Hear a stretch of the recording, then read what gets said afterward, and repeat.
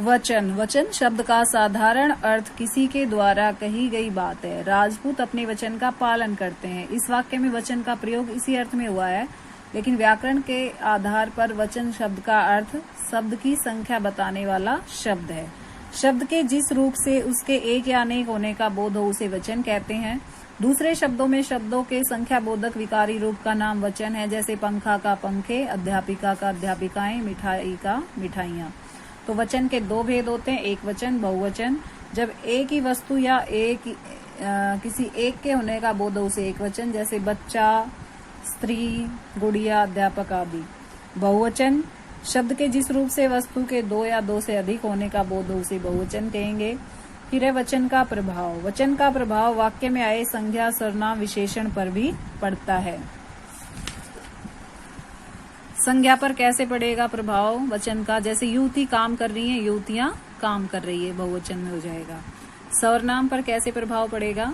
वह जा रहा है, वे जा रहे हैं। विशेषण पर कैसे प्रभाव पड़ेगा? वह अच्छा बच्चा है, वे अच्छे बच्चे हैं। फिर वचन संबंधी कुछ नियम होते हैं। हिंदी में दो प्रकार के वचन माने गए हैं, एक वचन और बहुवचन। कई बार व्यवहारिक रूप से इनका प्रयोग करते समय एक वचन का प्रयोग बहुवचन के रूप में और बहुवचन का प्रयोग एक वचन के रूप में होता है। तो कुछ ऐसे शब्द हैं जो हमेशा एक वचन में प्रयोग होते हैं, जो बहुवचन में प्रयोग कुछ ऐसे शब्द हैं जो हमेशा बहुवचन में प्रयोग होते हैं। तो देखिए, एक वचन का बहुवचन के रूप में कैसे प्रयोग करते हैं?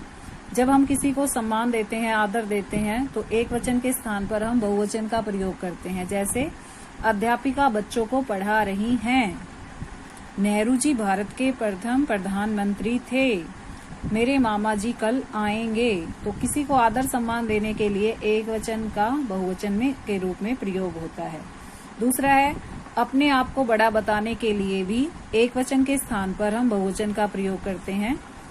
जैसे हम अपना काम स्वयं कर लेंगे, ठीक है, हम कल अपने आप मिलने आएंगे, हम आपको यहाँ से जाने नहीं की आज्ञा नहीं दे सकते। तो इसी प्रकार आदर के लिए वह के स्थान पर वे, सभ्य भाषा के रूप में तू के स्थान पर तुम का प्रयोग करते हैं।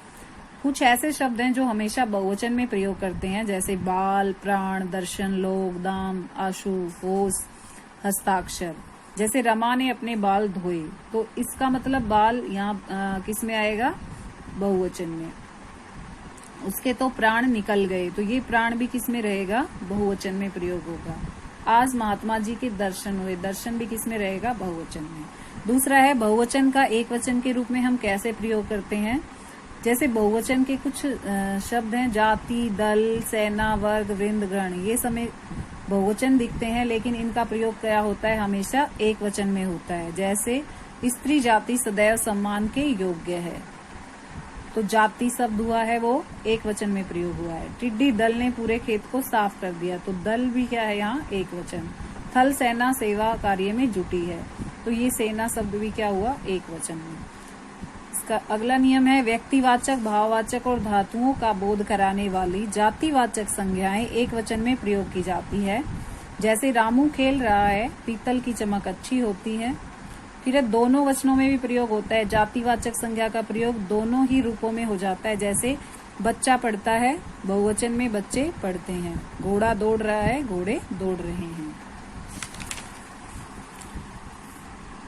कुछ पुल्लिंग शब्दों के साथ जब कारक चिन्हों का प्रयोग नहीं होता, तब उनके एक वचन और बहुवचन के रूप में एक के ही एक रहते हैं। जैसे बालक पत्र लिखता है, बालक पत्र लिखते हैं। छात्र पढ़ रहा है, छात्र पढ़ रहे हैं।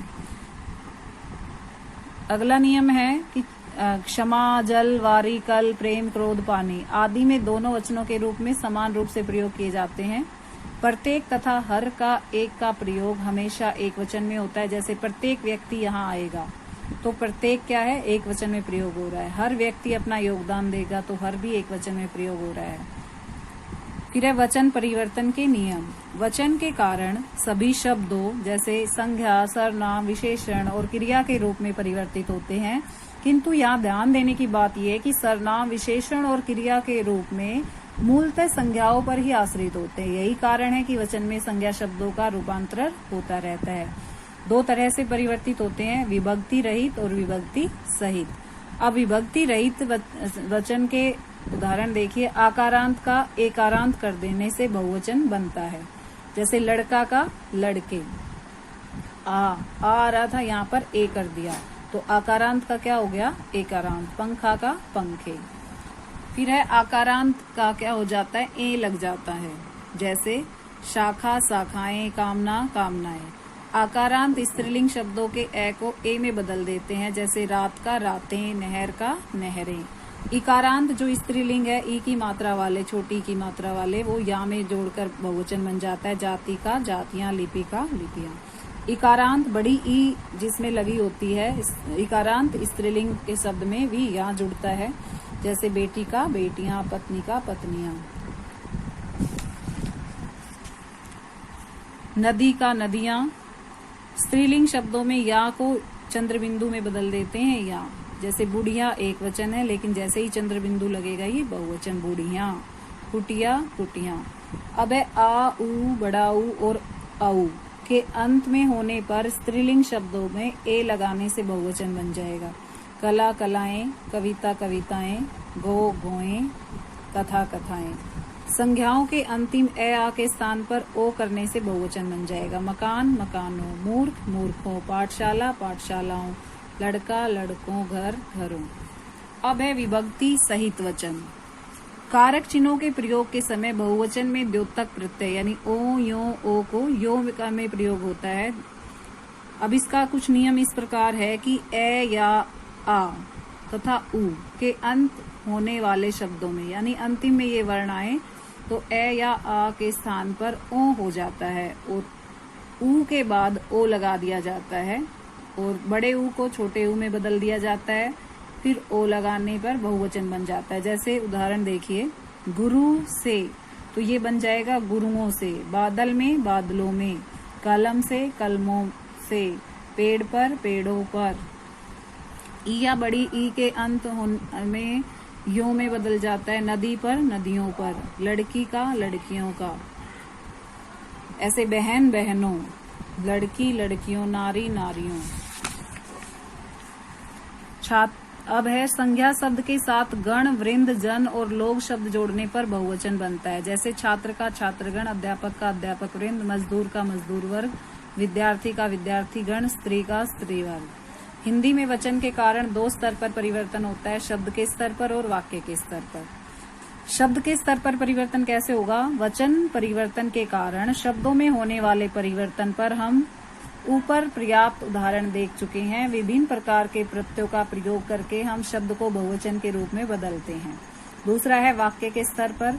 संज्ञा शब्दों के वचन परिवर्तन करने के बाद जब उनका वाक्य में प्रयोग किया जाता है तो उस शब्द के वचन के अनुसार ही संपूर्ण वाक्य, संज्ञा, सर्वनाम, विशेषण, क्रिया आदि सब के सब परिवर्तित हो जाते हैं। जैसे लड़का पढ़ रहा है एक वचन, लड़के पढ़ रहे हैं बहुवचन।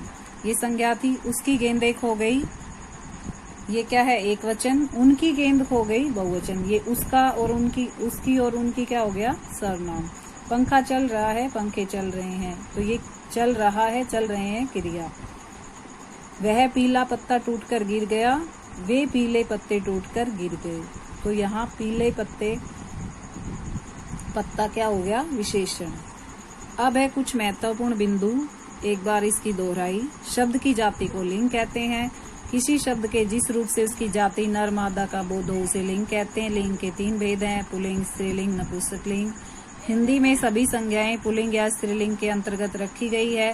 अतः इस बात का निर्णय लेने के लिए कि कौन सा शब्द पुल्लिंग है या स्त्रीलिंग है, कुछ नियम दिए गए हैं। जैसे हिंदी की अधिकांश संज्ञाएं क्या हैं? पुल्लिंग है, जिन्हें स्त्री प्रत्ययों की सहायता से स्त्रीलिंग में बदल दिया जाता है। शब्द के जिस रूप से उसके एक या अनेक होने का बोध हो उसे वचन कहते हैं। वचन के 2 भेद होते हैं। शब्द के जिस रूप से वस्तु के एक होने का बोध हो उसे एक वचन, जिस रूप से वस्तु के 2 या 2 से अधिक होने का बोध हो उसे बहुवचन। कई बार व्यवहारिक रूप से शब्दों का प्रयोग करते समय एक वचन का प्रयोग बहुवचन के रूप में, बहुवचन का प्रयोग एक वचन के रूप में करते हैं। कुछ ऐसे शब्द हैं जो हमेशा एक वचन में प्रयोग रहते हैं, तो कुछ ऐसे शब्द हैं जो हमेशा बहुवचन में प्रयोग होते हैं। वचन के कारण सभी शब्दों, संज्ञा, सर्वनाम, विशेषण और क्रिया के रूप बदल जाते हैं। वचन के अधीन संज्ञा के रूप 2 तरह से बदलते हैं, विभक्ति रहित और विभक्ति सहित। हिंदी में वचन के कारण दो स्तरों को परिवर्तित किया जाता है, शब्द के स्तर पर और वाक्य के स्तर पर। तो आज का होमवर्क है ये पूरी एक्सरसाइज सोल्व करना।